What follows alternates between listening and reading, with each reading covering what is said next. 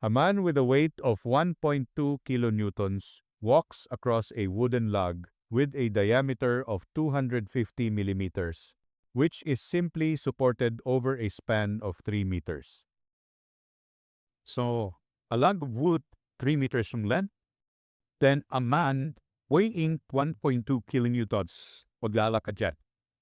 So, it is simply supported. So, you have here, let's say, at point A, reaction at A, and at point B, reaction at B. So, it is circular section kasi log of wood with diameter given. But actually, for that part, hindi natin ito magagamit. Kasi yung hinahanap lang is maximum shear in kilonewtons and maximum moment in kilonewton meter. So, kung stresses yung hinahanap, then gagamitin natin to. What is the maximum shear in that condition? Take note, walang binigay na fixed position yung man. So, it is a moving load. For maximum shear, dapat yung man natin ilalagay natin near the support. So, ilagay ko siya dito. Then, the maximum shear is the reaction at A. Kung summation of moment about B tayo, we can have here RA equal to the weight. At summation po yan. So, siya talaga yung sasalagyan kasi andyan sa support yan. So, 1.2 kilonewtons. For maximum moment naman, mabibend yung ating log kung ilalagay natin siya sa gitna. I mean, magkakaroon ng maximum bending. So, ito yung orientation for maximum moment. Nasa gitna yung ating load.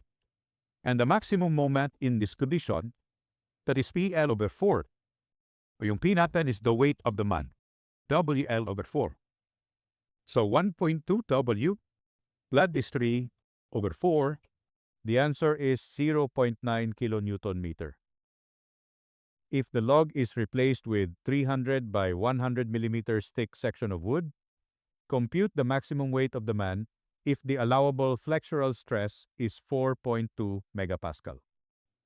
So, flexure is in terms of bending moment. Unknown yung ating W. So, yung basis natin this time is allowable flexural stress. So, ganito siya.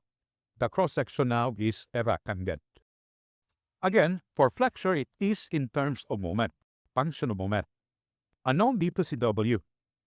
Ganun pa rin, yung maximum moment in that condition is WL over 4. So, unknown yung W. Yung L is 3 over 4. Then 3 over 4 is 0.75 in terms of W yung moment natin. So, if W here is in kilonewtons, then the unit for that is kilonewton meter. This is a bending stress. We know that the maximum bending stress formula is MC over I. Ito yung general formula. Now, for rectangular cross-section, derived formula is 6M over BD squared. This is for rectangular cross-section only. So, that shall not exceed the allowable. Di siya pwedeng lumabas. So, substitute natin using that inequality. 6 times the moment is 0.75 W. Kilonewton meter pa yan. Plus 10 raised to 6 para maging Newton millimeter. B natin is 300. That's the width, no? Naka-indicate yan. The depth here is 100 mm. So, 100 squared. Di pwedeng lumagpas sa 4.2 megapascal.